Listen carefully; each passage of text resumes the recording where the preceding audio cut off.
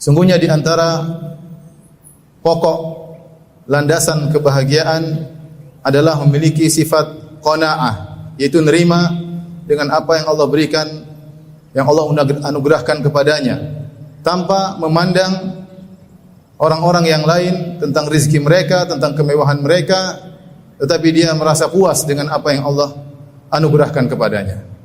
Barang siapa yang memiliki sifat qanaah, maka dia adalah orang yang berbahagia. Allah Subhanahu wa taala berfirman, "Man 'amila salihan min dzakarin aw untha wa huwa mu'min, falanuhyiyannahu hayatan thayyibah."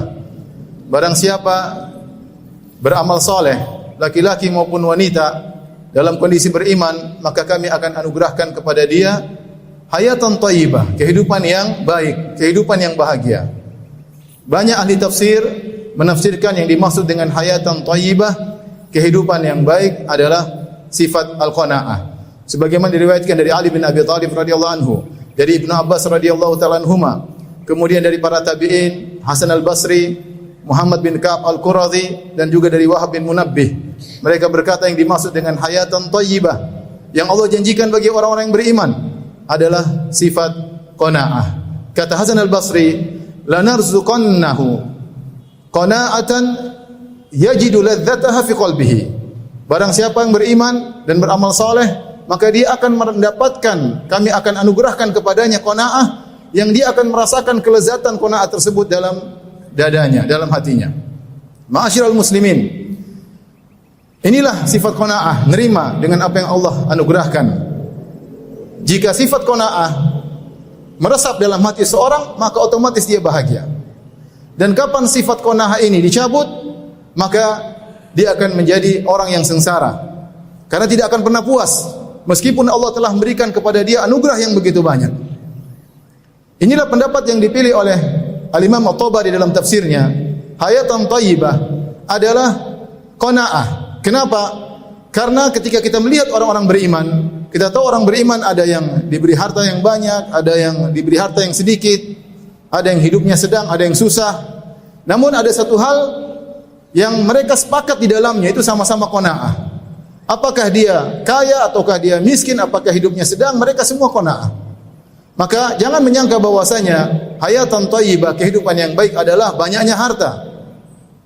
Banyak harta tidak menjamin seorang kemudian bahagia. Karenanya Nabi SAW pernah bersabda, "Laisal ghina an kasratil arad, walakinnal ghina ghina nafs." Bukanlah namanya kekayaan adalah dengan harta yang banyak, tetapi kekayaan yang sungguhnya adalah kekayaan jiwa. Ketika seorang qanaah, maka apapun kondisinya dia akan bahagia. Adapun jika seorang memiliki harta yang banyak, tapi jika dia tidak qanaah, dia tidak akan bahagia. Lihatlah orang-orang kaya yang tidak dianugerahi qanaah. Mereka hidup dengan kesengsaraan. Terkadang mereka, di hadapan mereka ada makanan yang terlezat, ada tempat tidur yang terindah, yang paling empuk, namun mereka sulit untuk tidur, mereka sulit untuk makan.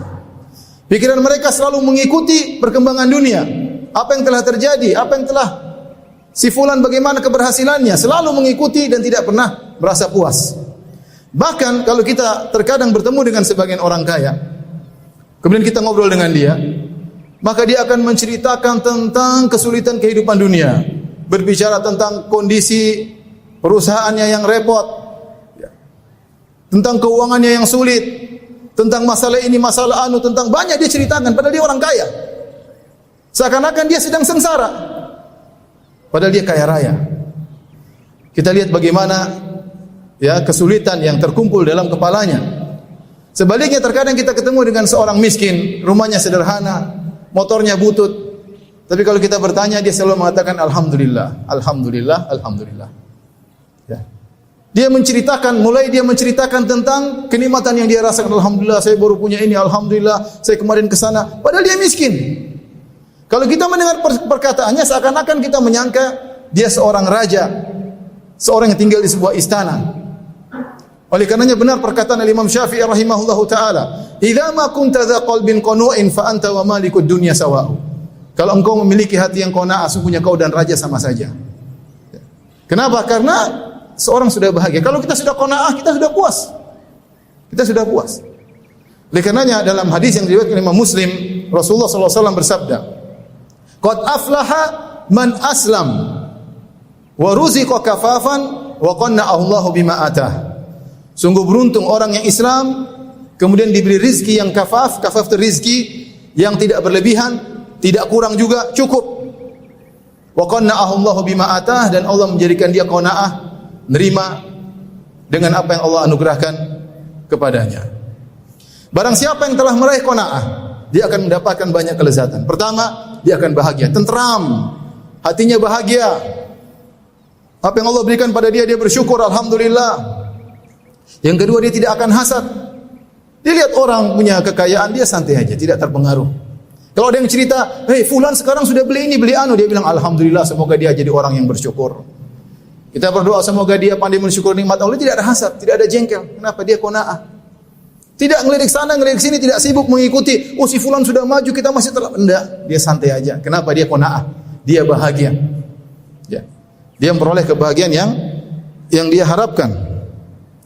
Kemudian juga dia ridha dengan apa yang Allah berikan kepadanya. Apa yang Allah bagikan kepada dia, dia ridha. Dan apa yang Allah berikan kepada orang lain, dia pun ridha dengan pembagian tersebut. Ini semua karena qanaah. Syaratnya dia harus beriman dan beramal saleh agar Allah bisa memberikan dia qanaah dalam hatinya. Ma'asyiral muslimin, mungkin kita bertanya, bagaimana cara kita bisa meraih qanaah? Qanaah yang pertama diperoleh dengan iman dan amal saleh. Tadi Allah sudah syaratkan, "Man amila salihan min dzakarin aw untha wa huwa mu'min." Barang siapa yang beramal saleh, lelaki maupun wanita, dengan syarat dia beriman, "Falanuhyiyannahu hayatan thayyibah." Kami akan berikan dia qanaah dalam kehidupannya.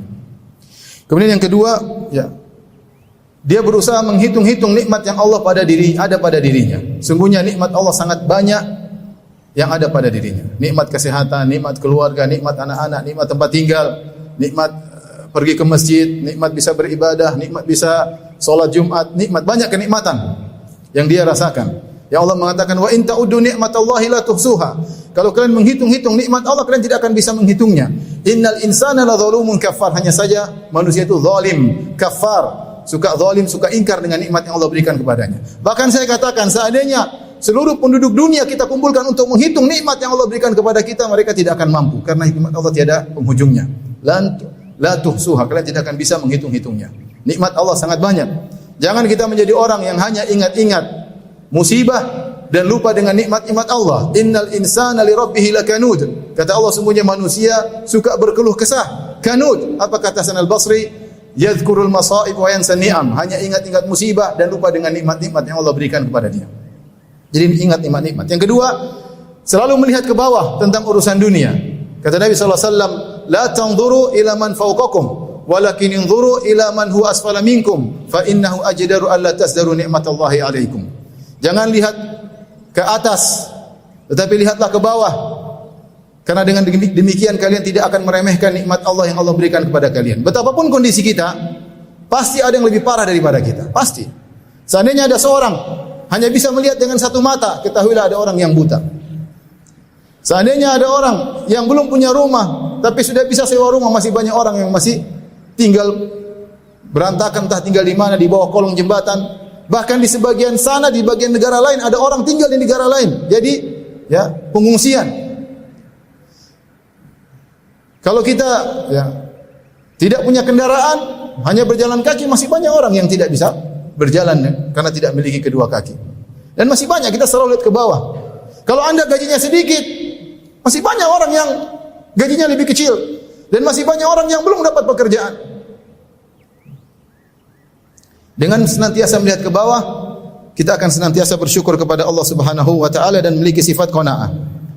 Kemudian di antara hal yang membantu kita untuk qanaah, kita harus yakin bahwasanya dunia ini hanyalah sementara, bukan tempat tinggal selama-lamanya. Apa yang mau kita kejar di dunia ini, kita akan tinggalkan itu semuanya. Lihatlah sebagian orang mengumpulkan harta sebanyak-banyaknya, kemudian ditinggalkan. Begitu saja. Dia letih mengumpulkan harta tersebut. Kita bukan dilarang mencari harta, tetapi yang kita inginkan kita qanaah. Dapat sekian, kita bersyukur kepada Allah Subhanahu wa taala. Dapat banyak sedikit, bersyukur kepada Allah Subhanahu wa taala. Allah yang lebih tahu apa yang lebih baik buat kemaslahatan kita. Bisa jadi kalau kita diberi harta yang banyak, kita lupa diri. Bisa jadi kita sombong. yang menyebabkan kita masuk neraka jahanam. Bisa jadi kita bermaksiat karena memiliki harta yang banyak. Kita terima apa yang Allah takdirkan dan anugerahkan kepada kita. Kemudian juga harus ingat bahwasanya balasan yang sesungguhnya bagi orang beriman adalah di surga, bukan di dunia. Dunia Allah berikan sekedarnya. Kita bersabar dalam kehidupan ini karena balasan yang sesungguhnya bagi orang beriman adalah di surga kelak, di akhirat kelak. Jangan lupa untuk bergaul dengan orang-orang yang qanaah. Jangan salah bergaul. Bergaul dengan teman-teman yang selalu cerita tentang dunia, tentang tas branded, tentang jam branded, tentang mobil mewah, bicara selalu dunia. Hati kita lemah ketika kita bergaul dengan orang yang selalu berbicara tentang dunia, kita akan terpengaruh. Ya akhirnya kita tidak pernah bahagia. Tidak pernah bahagia dengan apa yang Allah berikan kepada kita. Sebagian orang kaya, mungkin kita lihat dari satu sisi dia kaya raya. Tapi lihat betapa banyak yang mungkin Allah ambil dari dirinya. Sebagian orang mungkin dari sisi harta dia kaya raya, tapi bisa jadi istrinya tidak taat. Istri kita taat kepada kita misalnya. Bisa jadi anak-anaknya tidak berbakti. Anak-anak kita berbakti. Ini rezeki luar biasa. Orang hanya melihat dari sisi dunia. Makanya dikatakan jangan hanya melihat apa yang Allah berikan kepada seseorang, tapi lihat juga apa yang Allah ambil darinya. Bisa jadi yang Allah ambil darinya lebih banyak daripada yang Allah berikan kepada dia. Maka seorang tidak perlu melirik ke sana, melirik ke sini, dia berusaha dalam kehidupan dunia ini dan nerima dengan apa yang Allah berikan kepadanya.